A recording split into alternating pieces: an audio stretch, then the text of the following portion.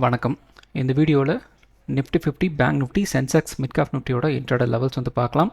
Monday ஒரு நாள் வந்து நமக்கு மார்க்கெட் இருக்கும். டியூஸ்டே ஹோலி முன்னிட்டு மார்க்கெட் வந்து லீவாக இருக்கும். ஸோ அதனால் வந்து நமக்கு எக்ஸ்பீரியே வந்து மண்டேவாக வந்து இருக்கும். அதை கொஞ்சம் ஞாபகம் வச்சுக்கோங்க. மறுபடியும் டியூஸ்டே லீவு, புதன்கிழமை தான் மறுபடியும் வந்து மார்க்கெட் வந்து ஓப்பன் ஆகும். சில விஷயம்லாம் வந்து பார்த்து வச்சுக்கோங்க. சரி, ஓகே. நிஃப்டி 50யோட டெய்லி டைம் ஃப்ரேம் வந்து எடுத்துருக்குறோம். நாமளும் வந்து ரொம்ப நாளாக வந்து சொல்லிகிட்டு இருந்தோம், இந்த 25,400 வந்து ஹோல்டு ஆகிட்டே இருக்குது. சின்ன சின்னதாக வந்து கீழே உடைக்கிற மாதிரி வந்து உடைக்கிறாங்க, மறுபடியும் வந்து மேலே போகிறாங்க அப்படின்னு நம்ம வந்து சொல்லிகிட்டு இருந்தோம். நேற்று தான் வந்து கிட்டத்தட்ட ஒரு 10 நிமிஷம் நினைக்கிறேன், 10 நிமிஷம் பக்கம் வந்து இந்த ஏன் வந்து இந்த 25,400 வந்து ஹோல்டு ஆகிட்டுருக்கு, அதுக்கு பின்னாடி வந்து அந்நிய சக்திகள்லாம் வந்து யார் இருக்கா, எந்த நாட்டுக்காரங்களாம் வந்து இருக்கிறாங்க அப்படின்ட்டு நம்ம வந்து கொஞ்சம் ஜாலியாக வந்து பேசிகிட்டு இருந்தோம். ஸோ இப்படி தான் மார்க்கெட் வந்து ரியாக்ட் வந்து பண்ணும். உங்களுக்கு வந்து ஒரு ஐடியா வந்து கிடச்சிருக்கும், ஏன்னா அது மார்க்கெட் ஏன் வந்து ஒரு சர்டன் லிமிட் வரைக்கும் வந்து மார்க்கெட் மூவ் ஆகுது, அதுக்கப்புறம் வந்து அப்படியே வந்து ஹோல்ட் ஆகுது, அதுக்கப்புறம் சட்டனாக வந்து இறங்குது அப்படின்ட்டு ஒரு ஐடியா உங்களுக்கு வந்து கிடச்சிருக்கும் இல்லையா. ஸோ அதோட ஹிண்ட் வந்து நான் நேற்றே வந்து கொடுத்துட்டேன். இப்போ உங்களுக்கு அதாவது பெரிய பெரிய ட்ரேடருக்கு தேவைப்படுற அந்த வால்யூம்ஸ் எல்லாம் வந்து என்ன பண்ணுறாங்க, கேதர் வந்து பண்ணணும். அப்படின்னா மார்க்கெட் உங்களுக்கு வந்து ஒரே இடத்துல வந்து இருந்தாகணும். கால் ஆப்ஷன் உள்ளே போனாலும் உங்களுக்கு வந்து ப்ராஃபிட் வராது, புட் ஆப்ஷன் போனாலும் உங்களுக்கு வந்து ப்ராஃபிட் வராது. அப்போ நீங்கள் என்ன பண்ணுவீங்க, சும்மா ஸ்கேல்பிங் பண்ணிட்டு உட்காந்துருப்பீங்க. அப்படி இல்லை அப்படின்னா வாங்கடாடே அப்படின்ட்டு நீங்கள் வந்து வித்துட்டு வந்து வெளியே வருவீங்க. ஸோ இந்த ஃப்ரஸ்ட்ரேஷன் தான் அவங்களுக்கு வந்து தேவை. ஸோ அப்படி நீங்கள் ஃப்ரஸ்ட்ரேஷனில் வெளியே வரும்போது அந்த வால்யூமாக வந்து கன்வெர்ட் ஆகி அவங்களுக்கு வந்து போகுது. ஸோ இந்த இடத்துல பார்த்தீங்க அப்படின்னா இன்றைக்கி வந்து சட்டனாக ஒரு மூமெண்ட் வந்து ஆஃப்டர்நூன் ஒரு 3 மணிக்கு எக்ஸாக்ட்லி 3 மணிக்கு வந்து அடித்து விட்டாங்க. ஸோ இதுக்கு ரீசன் வந்து பல விஷயங்கள் வந்து இருக்குது. இன்றைக்கி பார்த்தீங்க அப்படின்னா பயங்கரமாக வந்து யார் வந்து ப்ராஃபிட் வந்து எடுத்திருப்பா அப்படின்னு கேட்டிங்க அப்படின்னா பெரிய பெரிய ட்ரேடர்ஸ் தான் வந்து எடுத்திருப்பாங்க. ஏன்னா ப்ராபபிலிட்டி ஆஃப் மூவ்மெண்ட் அப்படிங்கிறது என்ன அப்படிங்கிறது எல்லாருக்கும் வந்து தெரியும், அதாவது பெரிய பெரிய ட்ரேடர்ஸ்க்கு வந்து தெரியும். ஸோ நாம் என்ன பண்ணுறோம் அப்படின்னா அனாலிசிஸ் வந்து பண்ணிட்டு உக்காண்ட்ருக்கோம். ஆனால் பெரிய பெரிய ட்ரேடர்ஸ் வந்து மார்க்கெட் வந்து மூவ் பண்ணுறாங்க. அதாவது மார்க்கெட் வந்து டவுன் சைடு வந்து போகணும், இவ்வளோ பாயிண்ட் போகணும், இன்றைக்கி இவ்வளோ பாயிண்ட் போகணும் அப்படிங்கிற முதற்கொண்டு ரெடி பண்ணுறது யார் வந்து டிசைட் வந்து பண்ணுறதாங்க அப்படின்னு கேட்டிங்க அப்படின்னா பெரிய பெரிய ட்ரேடர்ஸ் தான் வந்து பண்ணுவாங்க. ஏன்னா அவங்க வந்து ஒரு ஸ்டாக்லேயோ ஒரு ஏதாவது ஒரு விஷயத்தில் வந்து என்ட்ரு ஆகிறாங்க அப்படின்னா அவங்களுக்கு வந்து எப்போ எவ்வளோ தேவை அப்படிங்கிறது அவங்க வந்து டிசைட் பண்ணி அதுலேருந்து கொஞ்சம் மார்க்கெட் வந்து மூவ் பண்ணி விடுவாங்க. ஸோ இதுதான் வந்து ட்ரெண்டாக வந்து நமக்கு வந்து கன்வெர்ட் ஆகுது. நம்ம அதில் தான் உள்ளே போயிட்டு வெளியே வரோம். ஸோ இந்த புரிதல்லாம் வந்து இருக்கணும். அப்படி இருந்தால் மட்டும்தான் இன்ட்ராடே ட்ரேடிங்லாம் நம்ம வந்து செய்ய முடியும். இல்லை அப்படின்னா இல்லை இந்தளவுக்கு என்னால் வந்து ஃபோக்கஸ் வந்து பண்ண முடியாது அப்படின்னா இன்ட்ராடே ட்ரேடிங் கொஞ்சம் கஷ்டம். ஸோ எல்லாத்தையும் நாம் வந்து பார்க்கணும். என்ன சொல்கிறது, ஒரு 4 வழி சாலையில் உங்களுக்கு வந்து ஆப்போசிட் வந்து வண்டி வந்துட்டுருக்கு. அந்த இடத்துல உங்களுக்கு வந்து எந்த விதமான ஒரு டிராஃபிக் லைட்டும் வந்து கிடையாது, டிராஃபிக் போலீஸும் வந்து கிடையாது. 4 பக்கமும் வந்து வராங்க போகிறாங்க. சென்டரில் நீங்கள் வந்து உள்ளே போயிட்டுருப்பீங்க. எல்லா 4 பக்கமும் வர்ற அந்த வண்டிகள்லாம் கடந்து நீங்கள் வந்து சேஃபாக வந்து வெளியே போகணும். அது மாதிரி தான் இந்த ட்ரேடிங். ஸோ இதுக்காக தான் நாம் வந்து நம்ம வீடியோஸில் வெறும் டெக்னிக்கல் மட்டும் வந்து சொன்னோம் அப்படின்னா அது பெருசாக அந்த அளவுக்கு வந்து யூஸ் கிடையாது. எல்லாரும் வந்து அந்த டெக்னிக்கல் வந்து சொல்கிறாங்க. ஸோ இதுக்கு மேலே போச்சு அப்படின்னா வாங்கலாம், இதுக்கு மேலே போச்சு கீழே வந்துச்சுன்னா விற்கலாம், இது சப்போர்ட்டு, இது ரெசிஸ்டன்ஸு அப்படின்ட்டு எல்லாருமே தான் சொல்கிறாங்க. தமிழில் யூடியூப் சேனல் எடுத்தீங்க அப்படின்னா 100 சேனல் இருக்குது, 150 சேனல் இருக்குது, எல்லாருமே வந்து சொல்கிறாங்க. ஆனால் அவங்க சொல்லாத ஒரு விஷயம் வந்து இருக்குது, நான் சொல்கிற ஒரு விஷயம் இருக்குது. அதுதான் வந்து ட்ரேடிங் சைக்காலஜி. அந்த ட்ரேடிங் சைக்காலஜி தான் நான் வந்து கொஞ்சம் கொஞ்சமாக உங்களுக்கு வந்து சொல்லி கொடுத்துக்கிட்டே இருக்கிறேன். இதை வந்து ஒரு கிளாஸில் போய் ஒரு நாள் 2 நாள் உங்களால் வந்து கற்றுக்கவே முடியாது. அதுக்கெல்லாம் வந்து வாய்ப்பே வந்து கிடையாது. இந்த ரேஞ்சை உடச்சா வாங்குங்க, இந்த ரேஞ்சை உடச்சா விற்றுருங்க அப்படின்னு சொல்லலாம். அது வந்து ஒரு நாள் 2 நாளில் வந்து நான் சொல்லுவேன், நீங்கள் கற்றுக்குவீங்க, முடிஞ்சு போச்சு, அவ்வளோதான். எப்படி உடைக்கும், எந்த அளவுக்கு போகும், அப்படி போச்சு அப்படின்னா ஏன் போகுது, எதனால் இந்த இடம் வந்து ஹோல்ட் ஆகுது அப்படிங்கிற இதெல்லாம் வந்து புரியணும். அப்படின்னா மார்க்கெட்டில் அந்த சைக்காலஜி அப்படிங்கிறது நமக்கு வந்து தெரியணும். ஸோ அந்த சைக்காலஜி தான் நான் வந்து டெய்லி கொஞ்சம் கொஞ்சமாக ஒரு 5 நிமிஷம் 2 நிமிஷம் 3 நிமிஷம் அப்படின்ட்டு கொஞ்சம் கொஞ்சமாக டைம் ஸ்பெண்ட் பண்ணி உங்களுக்கு வந்து நான் வந்து எக்ஸ்பிளைன் வந்து பண்ணிகிட்ருக்கேன். ஸோ வீடியோஸை ரெகுலராக ஸ்கிப் பண்ணாமல் பாருங்கள். அப்படி பார்த்தீங்க அப்படின்னா அந்த மார்க்கெட்டோட சைக்காலஜி உங்களுக்கு வந்து புரிஞ்சிடும். அப்படி புரிஞ்சுது அப்படின்னா, ஓஹோ நீ எங்களுக்கே வந்து கட்டம் கட்டுறியா, நான் கொஞ்சம் உஷாராயிடுறோம் அப்படிங்கிற அந்த மென்டாலிட்டி உங்களுக்கு வந்து வந்துடும். ஸோ அதனால தான் நான் வந்து டெய்லி உங்களுக்கு வந்து சின்ன சின்ன விஷயங்கள் வந்து ரிப்பீட்டடாக சில விஷயங்கள் வந்து சொல்லி கொடுத்துட்டே இருக்கிறேன். அதை ரெகுலராக வந்து ஃபாலோ பண்ணுறவங்க கரெக்டாக வந்து புரிஞ்சுக்கிட்டு வராங்க. ஸோ முடிஞ்ச அளவுக்கு எல்லோரும் வீடியோ வந்து கொஞ்சம் ஸ்கிப் பண்ணாமல் ஃபுல்லாக வந்து பாருங்கள். நீங்களும் ஒரு ப்ராஃபிட்டபிள் ட்ரேடராக வந்து மாறுறதுக்கு வாய்ப்புகள் அதிகமாகவே வந்து இருக்குது. அதுக்கு பொறுமை அவசியம், முயற்சி அவசியம், பயிற்சி அறிவு அவசியம். கண்டிப்பாக வெற்றி உங்களுக்கு வந்து அவசியமாக வந்து கிடைக்கும். ஸோ நம்ம வந்து இந்த டெய்லி டைம் ஃப்ரேம் பற்றி நம்ம வந்து பேசிகிட்டு இருக்கும்போது உங்களுக்கு வந்து நான் சொல்லிக்கிட்டே வந்து இருக்கிறேன். அதாவது ஒரு லோயர் லோ அப்படிங்கிறது நமக்கு வந்து வச்சுக்கிட்டே வந்து இருக்கிறாங்க அப்படி நான் வந்து நேற்று கூட நான் வந்து சொன்னேன். அதே மாதிரி இந்த இடத்துல பார்த்தீங்கன்னா ஒரு ஹையர் லோ அப்படிங்கிறது வந்து வச்சுக்கிட்டே வந்து இருக்கிறாங்க அப்படிங்கிறது நம்ம வந்து ரெகுலராக வந்து சொல்லிட்டு இருக்கிற விஷயங்கள் தான். ஏன்னா திரும்ப திரும்ப சொல்கிறேன். ஏன் சொல்கிறேன் அப்படின்னா, மார்க்கெட் வந்து ஒரு கன்சிஸ்டண்டான ஒரு ஏரியாக்குள்ளே போகும்போது பிரேக் டவுன் அல்லது வந்து ஒரு பிரேக் அவுட் வந்து கொடுத்துரும். இந்த இடத்துல பார்த்தீங்கன்னா நமக்கு வந்து ஒரு லோயர் லோ தான் வந்து போயிட்டுருக்கு. ஸோ இதில் இந்த விஷயத்தை நான் வந்து சொல்லணுங்கிற அவசியமே வந்து கிடையாது. அதாவது மார்க்கெட் வந்து டவுன் சைடு தான் வந்து ஓப்பன் ஆகும் அப்படின்னு சொல்ல வேண்டிய அவசியமே வந்து கிடையாது. ஆனால் அப்படி சொன்னேன் அப்படின்னா அது வந்து ஒரு கால் கொடுத்த மாதிரி வந்து ஆயிரும். அதனால தான் நான் வந்து என்ன சொல்கிறேன் அப்படின்னா, மார்க்கெட் வந்து அப் ட்ரெண்டு போகலாம், டவுன் ட்ரெண்டு போகலாம் அப்படின்ட்டு நான் வந்து சொல்லிடுவேன். இப்படி தான் வந்து மார்க்கெட்டு இருக்கும் அப்படின்ட்டு நான் சொன்னேன் அப்படின்னா, என்னோடய அனாலிசிஸ், என்னோடய மார்க்கெட்டோட வியூ அப்படின்ட்டு போய் உங்களுக்கு அனாலிசிஸ் பண்ணுற அந்த மூடு வந்து உங்களுக்கு வந்து வராது. சரி ஓகே சொல்லியிருக்கிறான் பார்க்கலாம் அப்படிங்கிற அந்த மென்டாலிட்டி நீங்கள் வந்து போயிடுவீங்க. நான் வந்து ஒரு 300 பாயிண்ட் வந்து கீழே இறங்கினாலும் இறங்கும், ஒரு 300 பாயிண்ட் மேலே ஏறினாலும் ஏறும் அப்படின்னு நான் வந்து சொல்கிறேன் அப்படின்னா, நீங்கள் அட்லீஸ்ட் இந்த வீடியோவை பார்க்குற ஒரு 10 பேர், ஒரு 5 பேராவது ஒரு கோடு போட்டு பார்ப்பீங்க, ஒரு ரெசன்ஸ் போட்டு பார்ப்பீங்க, ஒரு சேனல் போட்டு பார்ப்பீங்க. சரி என்னவோ 300 பாயிண்ட் வந்து சொல்கிறான், ஸோ நாம் ட்ரை பண்ணி பார்ப்போம், இது வந்து மேலே போகுமா கீழே வருமா, சரி நாம் ட்ரை பண்ணலாம், மேலே போகுதுன்னு நினைக்கிறோம், ஒரு கொஞ்சம் ட்ரை பண்ணி பார்க்கலாம், சரி ஓகே கீழே போகுதுன்னு நினைக்கிறோம், கொஞ்சம் ட்ரை பண்ணி பார்க்கலாம் அப்படிங்கிற ஒரு மென்டாலிட்டிக்கு நீங்கள் வந்து போவீங்க. அப்போ ஆட்டோமேட்டிக்காக உங்களுக்கு வந்து அனாலிசிஸ் ஸ்கில் வந்து வர ஆரம்பிச்சிடும். அதுக்கப்புறம் ஒன்ஸ் அந்த நீங்கள் அனாலிசிஸ் பண்ண மாதிரி மார்க்கெட் மூவ் ஆக ஆரம்பிச்சது நீங்கள் என்ன பண்ணுவீங்க அப்படின்னா, டெய்லி வந்து அனாலிசிஸ் வந்து பண்ண ஆரம்பிச்சிருவீங்க. ஸோ அதை தான் நான் செய்யணும் அப்படின்னு நான் நினைக்கிறேன். அதை நீங்கள் செய்வீங்க அப்படின்னு நான் எதிர்பார்க்குறேன். பார்க்கலாம். ஸோ இந்த லோயர் லோ அப்படிங்கிறது வந்து கண்டினியூஸாக வந்து போயிட்டுருக்கிறதுனால தான் நமக்கு வந்து மார்க்கெட் வந்து கீழே இன்றைக்கி வந்து இறங்கியிருக்கு.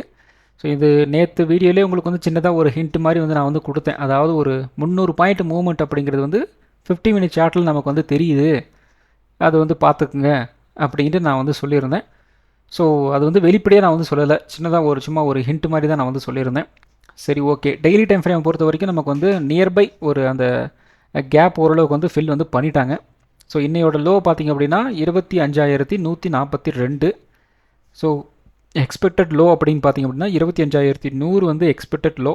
கிட்டத்தட்ட நமக்கு வந்து ஒரு 40 பாயிண்ட் அப்படிங்கிற ரேஞ்சில் வந்து டச் வந்து பண்ணிட்டாங்க. ஸோ வெயிட் பண்ணி வந்து பார்க்கலாம் மண்டே வந்து எப்படி ஆக போகுது அப்படின்ட்டு. மறுபடியும் வந்து டியூஸ்டே லீவு, மறுபடியும் வந்து வெட்னஸ்டே வந்து ஓப்பன் ஆக போகுது. ஸோ அப்போ வால்டிலிட்டிக்கு வந்து பஞ்சம் இருக்காது அப்படிங்கிற ஒரு முடிவு வந்து வந்துடலாம். சரி ஓகே, இப்போதைக்கு நமக்கு வந்து இந்த கேப் வந்து ஃபில் வந்து பண்ணியிருக்கிறாங்க. ஒரு 25,100 அப்படிங்கிற ரேஞ்சில் வந்து எடுத்துருக்கிறாங்க. இன்ட்ராடேல இன்னும் கொஞ்சம் நம்ம வந்து டீப்பாக வந்து போகலாம். அப்படி போச்சோம் அப்படின்னா இன்னும் கொஞ்சம் அந்த கிளாரிட்டி அப்படிங்கிறது நமக்கு வந்து கிடைக்கும். ஸோ சேம் நமக்கு வந்து இந்த டவுன் சைடு வந்து கண்டினியூ ஆக போகுது அப்படிங்கிற மாதிரி வந்து இருந்துச்சு அப்படின்னா 25,100 உடைச்சாங்க அப்படின்னா அகைன் இந்த இடத்துல சின்னதாக ஒரு சப்போர்ட் இருக்குல்ல, கிட்டத்தட்ட ஒரு 25,900 அந்த ரேஞ்ச் வந்து இருக்குது. ஸோ அடுத்த லெவல் சப்போர்ட் அப்படிங்கிறது வந்து இந்த 24,900 வந்து இருக்குது. இமீடியட் சப்போர்ட் வந்து 25,100. நெக்ஸ்ட் சப்போர்ட் வந்து ஒரு 24,900. அதுக்கடுத்த சப்போர்ட் பார்த்திங்க அப்படின்னா ஒரு 24,700 அப்படிங்கிற ரேஞ்சில் வந்து டவுன் சைடு வந்து இருக்குது. ஸோ ஃபர்தராக வந்து அனாலிசிஸ் வந்து பண்ணலாம்.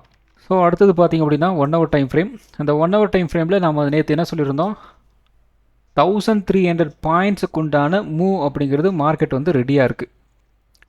அது வந்து எப்போ நமக்கு வந்து ஒரு பிரேக் அவுட் கொடுத்து வந்து ஒரு பிரேக் டவுன் கொடுத்து வந்து மூவ் ஆக போகுதுன்னு தெரியல.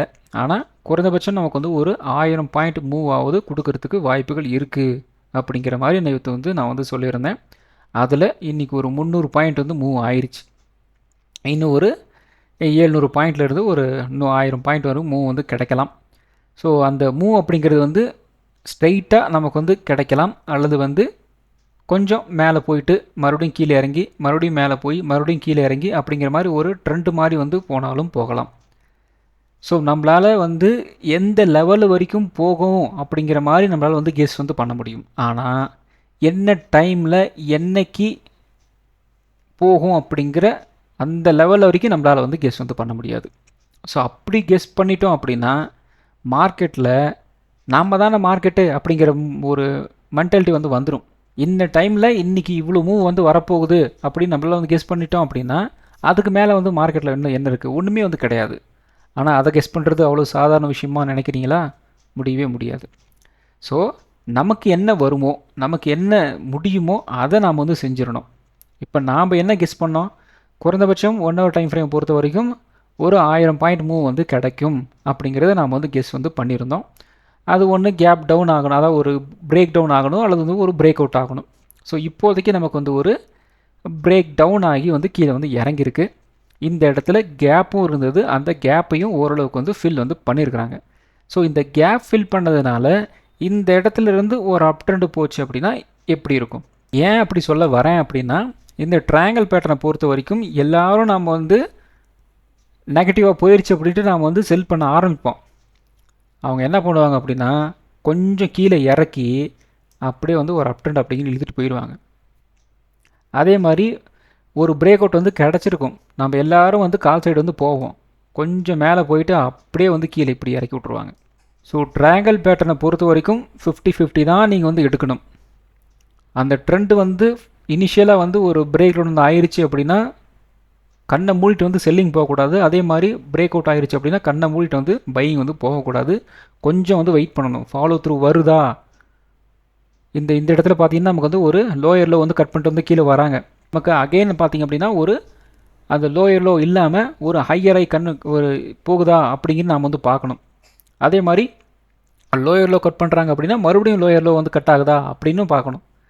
ஸோ இதெல்லாம் வந்து பார்த்தா மட்டும்தான் அந்த ட்ரெண்டையே நம்மளால் வந்து கேட்ச் பண்ண முடியும். இல்லை அப்படின்னா ஒரு பிரேக் டவுன் ஆயிடுச்சு, உள்ளே என்ட்ராகிறோம் அப்படின்னு நினச்சிட்டு உள்ளே போவோம், நாம் ஒரு 10 ரூபாய்க்கு என்ட்ரானோம் அப்படின்னா 20 ரூபா வரைக்கும் வந்து கொண்டு போயிடுவான்.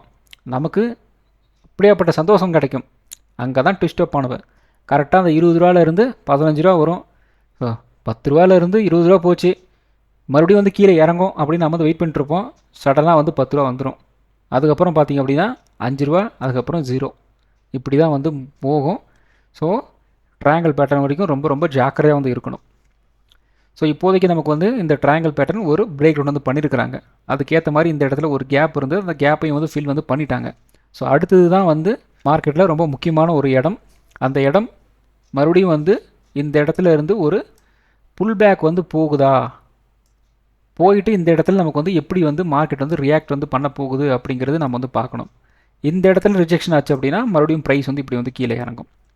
இல்லையா, இந்த இடத்துல ரிஜெக்ஷன் ஆகலை அப்படின்னா என்ன நடக்கும், ப்ரைஸ் வந்து இப்படி போயிட்டு ஒரு பிரேக் அவுட் கிடச்சி ரீடெஸ்ட் எடுத்துகிட்டு இப்படி வந்து மூவ் ஆயிரும்.